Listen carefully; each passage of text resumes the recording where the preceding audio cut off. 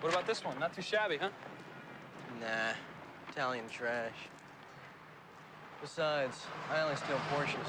Well, I might be offended by that comment. I do like Italian sports cars, so I had to get this guy up in here. He was upset that Charlie Sheen made that nasty little comment there. So I've been playing around with the new car. I swapped out the guide pin. As we know, we've discovered while at Gale Raceway that the Jag guide pin creates problems. Let's see if I can get these. I don't know if it's detectable to the human eye, but I think it's a little thicker, so certain spots the cars stick or they get stuck. And I swapped the tires out. I put some gel claws on here, so we're gonna see if we can drop the lap times down a little bit. And the track chassis, they do come with silicone tires. Not the softest ones, but they do come with silicone tires. So they're better than the El Cheapos that came with the Mega G or Mega G Plus. But we're going to see if we can drop the times down a little bit, see if there's an improvement. So we're going to head to the streets of Tokyo and give it a test run. But before we get there, guys, smash that like button, smash that subscribe button, share this bad boy out. Let's head to the streets. All right, guys, we're at the streets. Got some onlookers, some 962s. Here to cheer him on, see if he can improve his lap time. So let's get to it.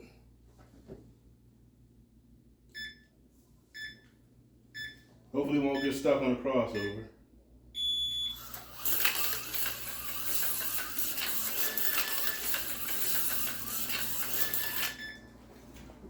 Still getting stuck.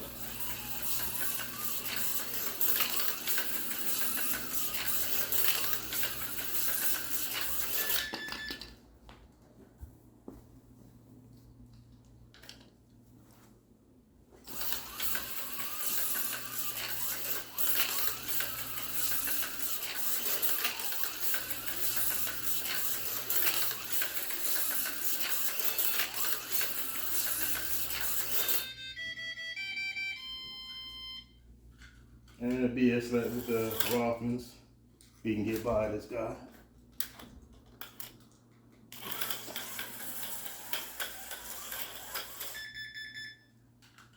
So let's see what we have.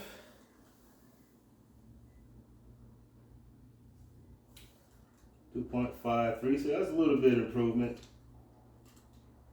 It's the fastest lap. Yeah, these crossovers, they're just a pain in the butt.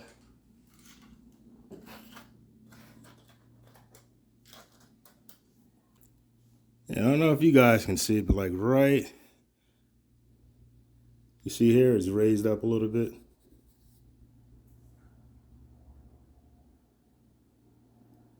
So let me see if I can push it down. The rail is up a little high, right here, especially on this side. A little bit here.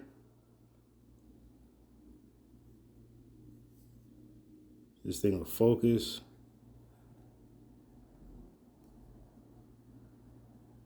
You can see it's higher than the rail on this track. So let's play around with it and see if I can push this down. Playing around with the track.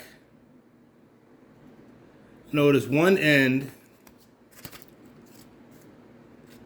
the rail is higher than on the other end. Like this end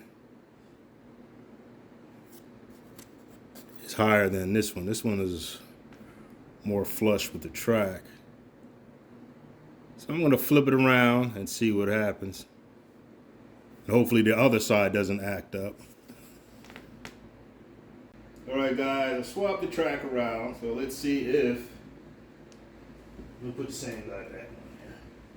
If he has the same problem in the same spot. Wow. Nope.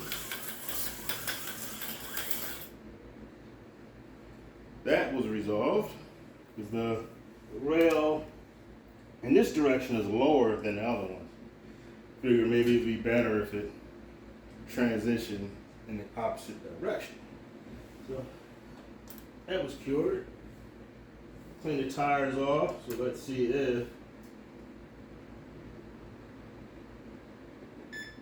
we get a better lap time.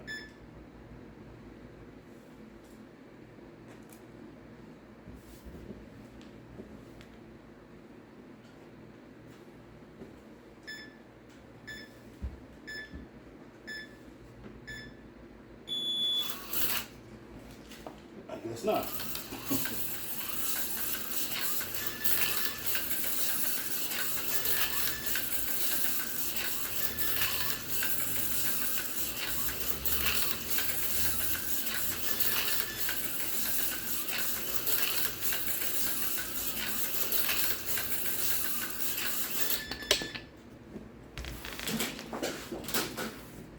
However, they're making a mess.